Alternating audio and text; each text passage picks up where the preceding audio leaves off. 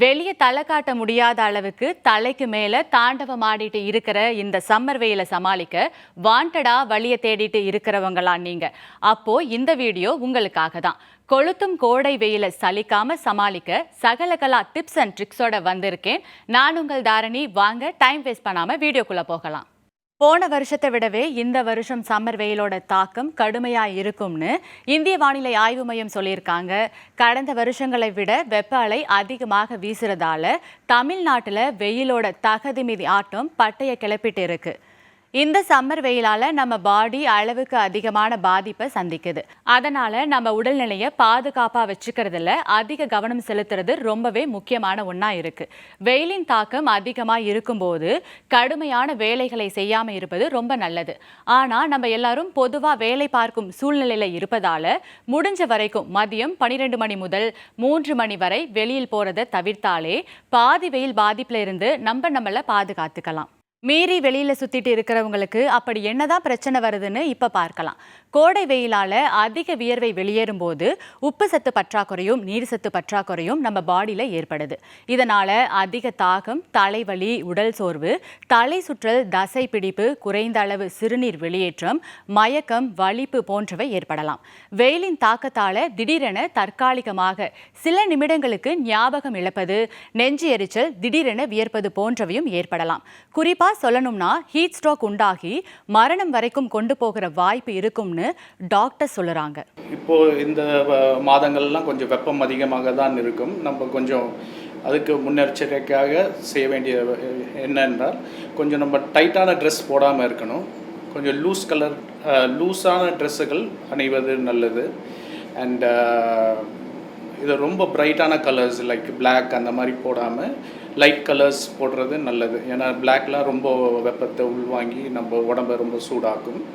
And அடிக்கடி நல்ல குளிர்பானங்கள், நம்ம இளநீர் இல்லை மோர் அந்த மாதிரி எடுத்துக்கொள்வது ரொம்ப சிறந்தது. ஹீட் ஸ்ட்ரோக் வந்து வெப்பத்தினால வர நோயில் ரொம்ப அதிகபட்சமான பாதிப்பு உள்ள இது heat ஸ்ட்ரோக்குன்னுவாங்க.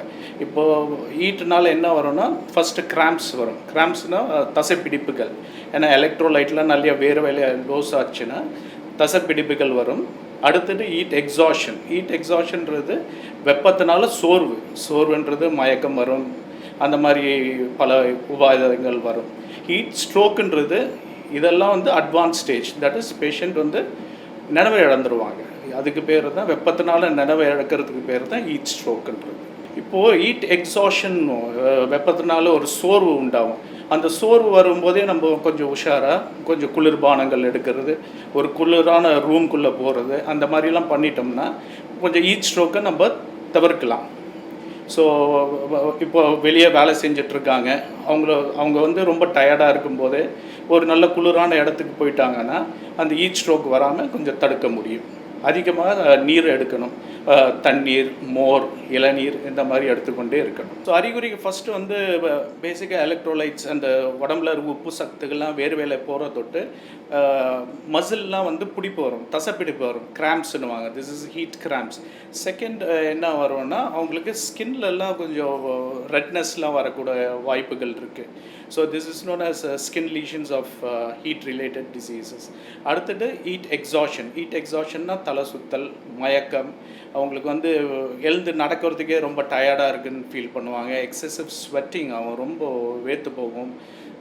So this is all heat எக்ஸாஷனோட உச்சம் தான் ஹீட் ஸ்ட்ரோக் என்னென்னா, அவங்களோட நினைவு கம்மியாயிடும். சில பேர் வந்து தே வில் பிகம் அன்கான்ஷியஸ். அவங்க ரொம்ப கூப்பிட்டா கூட நினைவு இல்லாத அளவுக்கு போயிடுவாங்க. அதுதான் வெப்பத்தினால இருக்கிற உச்சக்கட்டம் ஹீட் ஸ்ட்ரோக். இப்போ நம்ம வெளியே ஒருத்தர் வீட்டில் ஒரு முதியவர் இருக்கார், வெளியே போயிட்டு வீட்டுக்கு வரும்போது பார்த்தா அவருக்கு ரொம்ப வேர்த்து போயிருக்கும், வந்தோடனே தலை சுற்றுதுன்னுவாங்க.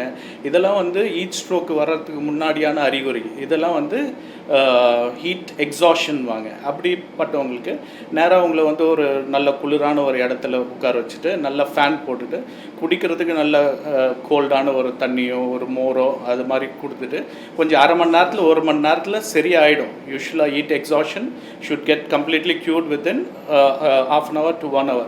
அதுக்கு மேலேயும் அவங்களுக்கு எதுவும் தொந்தரவு இருக்குது, ரொம்ப மயக்கம் இருக்குது, நினைவு கம்மியாகுது, பேசும்போது கொஞ்சம் கன்ஃபியூஸ்டாக பேசுகிறாங்க, அந்த மாதிரி இருந்தால் உடனடியாக பக்கத்தில் இருக்க மருத்துவமனைக்கு அவசர சிகிச்சை பிரிவுக்கு எடுத்து போகிறது ரொம்ப நல்லது. இப்போ ஏசின்றது முன்ன வந்து பெரிய லக்ஸுரியாக இருந்தது, பட் இப்போ வந்து அது அத்தியாவசியமானது ஆயிடுச்சு. இப்போ குளிரான இடத்துல நம்ம இருக்கணும், குளிர் நிறைய நீர் சத்து எடுக்கணும், தண்ணி, மோர், இளநீர் இந்த மாதிரி வஸ்துக்களை குடிச்சிட்டே இருக்கணும். அண்ட் டயர்டாக இருக்கும்போதே நம்ம வந்து இப்போ வெயிலில் போகிறோம், நம்மளுக்கு ரொம்ப வேர்த்து போகுது, டயர்டாகுது, அந்த டைம்லேயே நம்ம வந்து ஒரு நல்ல இடத்துல போய் உட்காந்துட்டு கொஞ்சம் ஆசுவாசப்படுத்திட்டு அடுத்த வேலையை பார்க்க வேண்டியது. இப்போ பயணம் பண்ணும்போது மோஸ்ட் ஆஃப் தம் ஏசியில் போவாங்க. ஏசியில் போகும்போது இந்த ஹீட் ஸ்ட்ரோக்குன்றது வர்றதுக்கு வாய்ப்புகள் ரொம்ப ரொம்ப கம்மி. இப்போ ஏசி இல்லாமல் சாதாரணமாக பயணம் பண்ணுறது, நல்ல காற்று வசதி இருக்கணும். இப்போ வண்டியில் போகும்போது நல்ல காற்று வசதி இருந்ததுன்னா ஹீட் ஸ்ட்ரோக் கொஞ்சம் வர்றதுக்கு வாய்ப்புகள் ரொம்ப கம்மி. ஹீட் ஸ்ட்ரோக் எப்போ வரும்னா, நம்ம ஒரு இடத்துல வெப்பமான இடத்துல ரொம்ப நேரம் இருந்தால், காற்று வசதி இல்லாமல் இருந்தால் அப்போ வரும். இல்லை அதிகமாக வேர்த்து போச்சுன்னா அப்போ வர்றதுக்கு வாய்ப்புகள். ஹீட் ஸ்ட்ரோக் வந்து மெயினாக வந்து குழந்தைகள், ரொம்ப வயது முதியவர்கள், ப்ரெக்னென்ட் இருக்கவங்க, ப்ரெக்னன்சியே ஒரு ஸ்ட்ரெஸ் ஸ்டேட்டு, அதில் இன்னும் ஹீட் அதிகமாக இருந்தால் இன்னும் ஸ்ட்ரெஸ் ஆச்சுன்னா அந்த மாதிரி வரக்கூடிய வாய்ப்புகள் இருக்குது. வேறு டிசீசஸ் லைக் சுகர் அதிகமாக இருக்கவங்க, ப்ரெஷர் அதிகமாக இருக்கவங்க, ஹார்ட் தொந்தரவு இருக்கவங்க, இல்லை ஏற்கனவே ஸ்ட்ரோக் பேஷண்ட்ஸ், அண்ட் சில மாத்திரைகள் கூட உடம்புல வெப்பத்தை அதிகமாக்கும், அவங்களுக்கு எல்லாம் அதிக சான்சஸ் இருக்குது. வெளியில் வேலை செய்கிறவங்க, இப்போ வெப்பத்தில் ஓப்பனாக இருக்கிற இடத்துல இப்போ கன்ஸ்ட்ரக்ஷன் பண்ணுறாங்க, அந்த மாதிரி ஆளுங்களுக்கெல்லாம் கொஞ்சம் அதிகமாக வரக்கூடிய வாய்ப்புகள் இருக்குது. இந்த வெயிலோட தாறுமாறான தாக்கத்தை சரியா கவனிக்காம நம்ம அசால்ட்டா இருந்தா வேர்க்குரு, அரிப்பு, தேம்பல், மணல்வாரியம்மை, வயிற்று பிரச்சனை போன்றவை ஏற்படும். அதிகமாக தண்ணீர் குடிக்காதவங்களுக்கு சிறுநீரக கல் வரக்கூடும்னும், உச்சி வெயில்ல விளையாடும் குழந்தைகளுக்கு வலிப்பு வருவதற்கு சாத்தியம் இருக்கும்னு பரவலா அறிவுரை வழங்கப்படுது.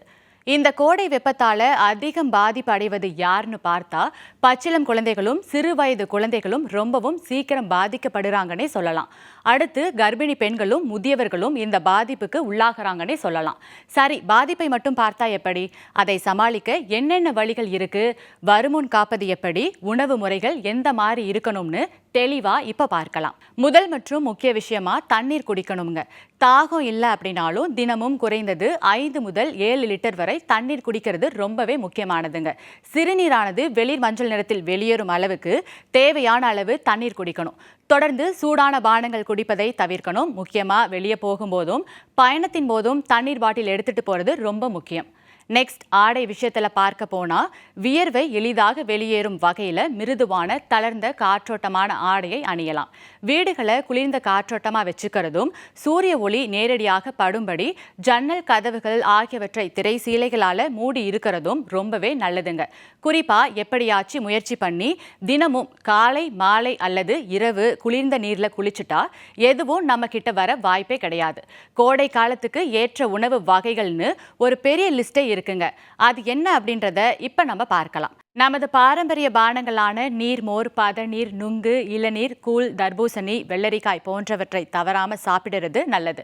இவற்றால உடலுக்கு தேவையான நீர்ச்சத்து கிடைப்பதோட வெயிலால வியர்வை மூலமாக உடலில் இருந்து வெளியேறும் உப்பு சத்துக்களும் கிடைக்கிறது. அடுத்ததா ஆட்டு இறைச்சி, மீன் ஆகியவற்றை அளவோடு சாப்பிடலாம். பதப்படுத்தப்பட்ட உணவு வகைகளா இருக்கக்கூடிய கோழி, இறைச்சி, கருவாடு போன்றவற்றை சாப்பிடுவதை முற்றிலும் தவிர்த்துட்டா எந்த பிரச்சனையும் இல்லைங்க. இந்த மாதிரி இயற்கையாக கிடைக்கும் கரும்பு, எலுமிச்சை சாறு, இளநீர் மற்றும் பழச்சாறுகள் உடலுக்கு தேவையான சத்துக்களை கொடுப்பதோடு நோய் பாதிப்பிலிருந்து உடலை பாதுகாக்கிறது. வாரத்தில் 2 முறை எண்ணெய் தேய்த்து குளித்தால் அம்மை, சிறுநீரகக்கல் போன்றவை வராம பார்த்து கொள்ளலாம். எல்லாவற்றிற்கும் மேலா ஃப்ரிட்ஜில் வைத்த கூல் ட்ரிங்க்ஸ், ஐஸ் வாட்டர் குடிப்பதை தவிர்ப்பது ரொம்பவே நல்லது. என்ன மக்களே, இவ்வளோ நேரம் வரிசையா நான் சொன்ன விஷயங்கள் எல்லாம் இந்த சம்மர் சீசனை சமாளிக்க வழிகாட்டும்னு தோணுதா? மறக்காம சொன்ன எல்லாத்தையும் ஃபாலோ பண்ணுங்க. இந்த மாதிரி யூஸ்ஃபுல்லான இன்னொரு டாபிக்ல உங்களை விரைவில் சந்திக்கிறேன். அதுவரையில் உங்களிடமிருந்து விடைபெறுவது நான் உங்கள் தாரணி.